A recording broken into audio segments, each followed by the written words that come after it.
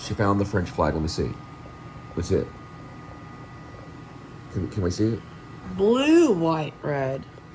Can I see it right here? I thought it was red, white, blue. Okay. I think it says That's there's it two right different. there. Yep. No, it says there's two different versions. Hold on. I know there's more than one version. Yeah, blue, white, red. So technically it's only that flag. Blue, white, red. Let's see. So it doesn't have those four colors. It's blue, white, red. That's another picture. That's not a good thing. Yep. It came in service in 1794. It is the same colors as the American. Blue, white, red. Ignore the other blue. That's part of another flag.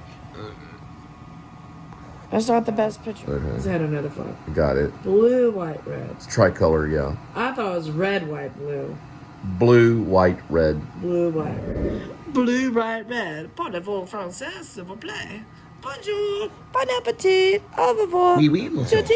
I've got an idea for a script, and it's kind of been coming to me in daydreams. I don't know if I've had any dreams about it, but I think I have. So it's about the actor studio. We're talking about 1955, 1950s, 1960s, Marlon Brando, James Dean, Marilyn Monroe, Robert De Niro, it's about the actor studio. Harvey Keitel, all that stuff. Alec Baldwin. Okay, now listen. It's set at the actor studio, but there's this actor. Okay, he's probably like maybe washed up. It's probably like approaching 50. And he's been struggling for 30 years, but when he was younger, in his early 20s, or let's say late 20s, he had studied at the actor studio. So he's been out in the world and gone all through this crazy stuff. He realizes that the actor studio has been controlling him. And we get to see inside the actor studio. And it's like you see Robert De Niro like with his newspaper, and he underlines this certain word. And then it goes to the actor, and it says newsstand, right? And you see that he had a newspaper and he underlined a word. Now all of a sudden the actor's at a newsstand, like getting a newspaper. So it's kind of like their actions affect the actor. So like there's also something like my character would say something like, you got to really understand the color green. And so all of a sudden it switches to the actor studio and Robert De Niro just goes, green. And everyone looks at him. So it's kind of like he's connected to the actor studio. Think of being John Malkovich, very Spike Jonze. I love that movie, being John Malkovich, because there's a supernatural kind of thing. But this is like being inside the actor studio, but yet you're not really there, but you're in your real world. And you can hear Robert De Niro like whisper over, And so the actor would be driving around in his car, right? This one actor would be, it's focused on one actor, but he's driving around in his car and he's saying things.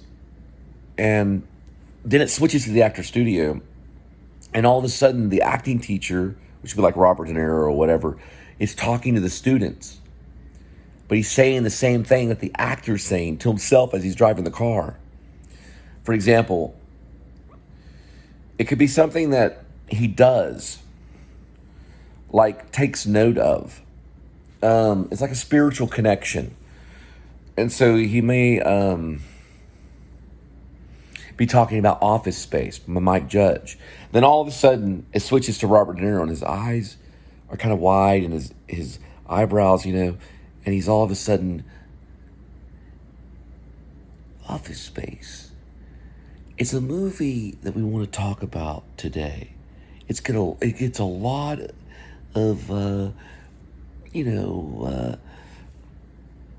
talk on YouTube, And then, he's driving around more all of a sudden, And the actor is driving, he stops at like a stoplight or something. And it switches over. And it's Harvey Keitel. He's like, stoplights. Why are stoplights important? A taxi driver. Let's talk about taxi driver. When I played the pimp, I played a pimp. Sport. When I played the pimp, sport. Martin Scorsese went out. He got a filmography. Film. What do you want to call it? De Niro, what do you call it? Sarah turns over and looks at him and is like, cinematography? No, looking for something else. Footage? Yeah, footage. So Scorsese went out and got some footage. Got some footage of some stoplights. Stoplights, right? So what is the connection between stoplights and a pimp? And then all of a sudden the light turns red, or the light turns green. And all of a sudden, the light turns green. And all of a sudden the actor drives through the stoplight. So there's a connection between the thing the actor does and then the actor's studio in this movie. But it's like a dream kind of thing. It's like a spiritual connection. So he'll say something, and all of a sudden they start talking about it in their acting class at the actor studio. So you get to see inside of it, because no one ever gets to see inside the real actor studio on 44th Street. Anyway, I just now realized my teacher, Bob Lavelle, I just found out tonight when he died, and I also found out that he was buried there. Not buried, I'm sorry. That's another thing that's weird. There's like all these tombs underneath the actor studio. Like Marilyn Monroe is secretly buried underneath the actor studio, like this. So it's like fantasy about the actor studio. It's not real, but it's like fantasy. So there's a section where there's a basement door, or a basement where you go into these catacombs underneath the actor studio, and like these actors have been buried there. Like Marilyn Monroe and James Dean, they're all secretly buried underneath. So their spirit will flow through the studios. It's got like a fictional myth thing. It's not real. It's a movie. It's not real. It's not real. Okay? All of a sudden it switches. De Niro's going, it's not real. Right, Harvey?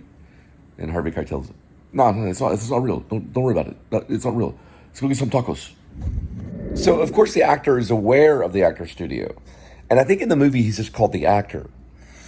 But there's like a sequence that's kind of like Eyes Wide Shut, Kubrick, right? But it's actors at the actor studio. They're doing like this, I was going to say seances. What is seance in Eyes Wide Shut?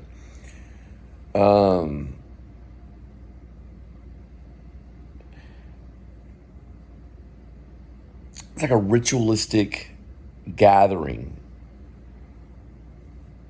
Like a of these, like, not clerics, but they're all in robes, and they've got the mask, like the clown mask. They all have clown mask, and they're in robes. Got a message.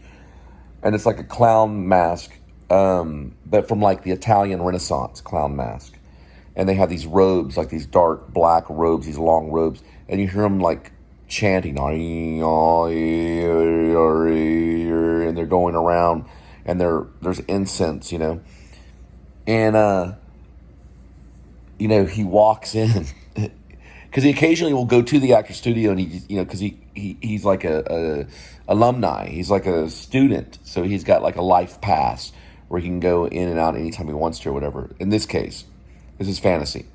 So he goes in and he looks and he sees the incense, he smells the incense, he hears the weird chanting, he sees the clerics and these people in robes, and he's like, he just walks back out, He goes in and he's like, man, they have really changed.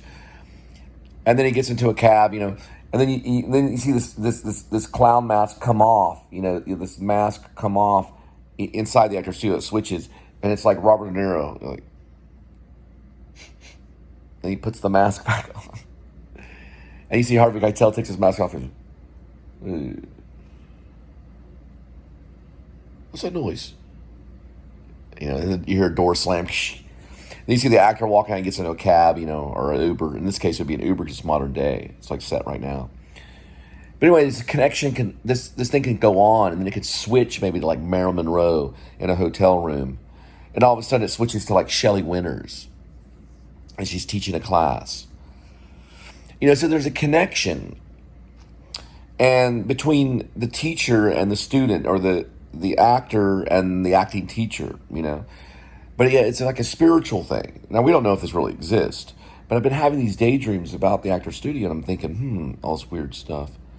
So he has these other dreams about it, Like in one dream, he goes in, he goes up to the top of the actor studio where the top part of it is, and he throws these smoke bombs on the stage, and he runs off. He's kind of like a clown at the actor studio, kind of like Arlecchino, but he only shows up and he does these weird things. It shows when he shows up, and then he kind of runs off. You know, he shows up like in this jogging suit. You know, he comes in and he sits down, cuts a fart. You know, but no one can really notice that he cut a fart.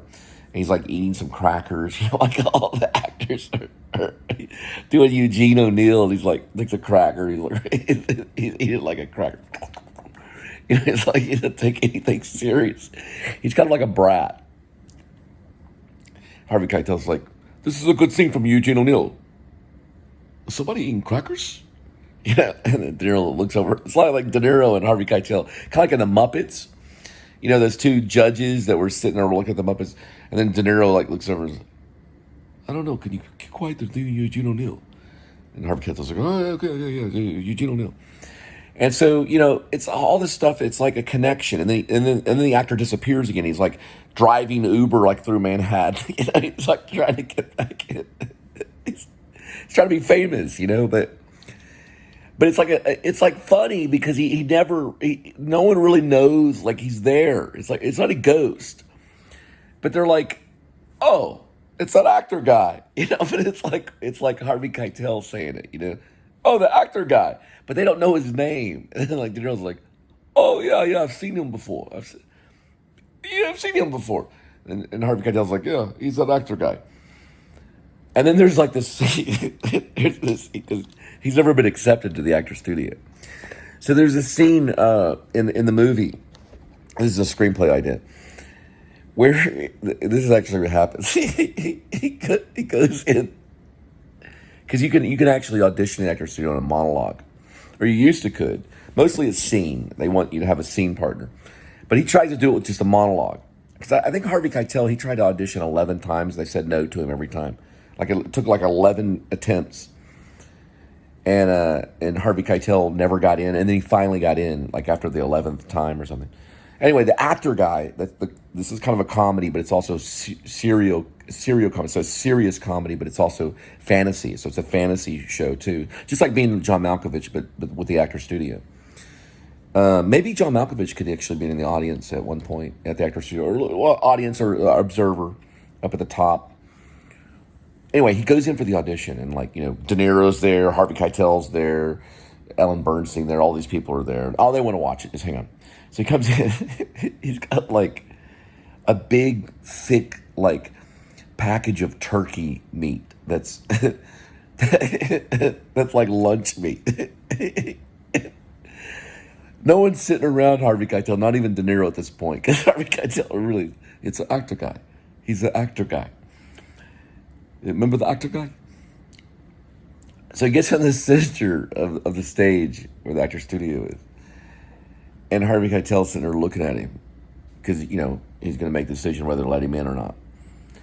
So he takes the package of turkey meat and he rips it open. And he's looking at Harvey Keitel. He takes the turkey meat and he goes, yeah.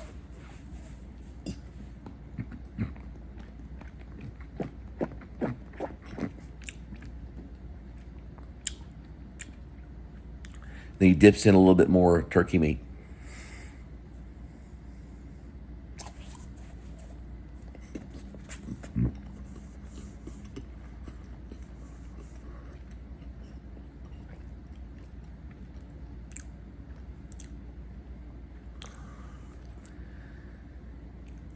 That's my audition.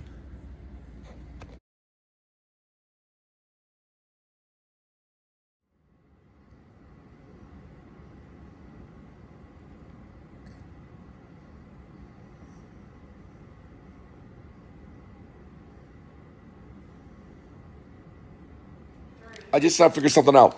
Harvey Keitel, he talks like a machine gun. De Niro, he goes, he kind of moans, hey, what you do? I try to make you an actor, and you blow it. You blow it. Now I sound like Seinfeld. You blow it, Cole. You blow it. Then he goes right into Seinfeld. He's making money, not you, so don't make fun of him. Hey, what do you want me to do? What do you want me to do, Harvey Keitel? I want you to go get me some tacos. Give me some tacos. Can somebody go get me some tacos? Hey, I already told you, Harvey. Don't do that to me. Don't talk to me that way. I'll get Joe Pesci. Why are you gonna bring Joe Pesci in it? Somebody go get me some tacos.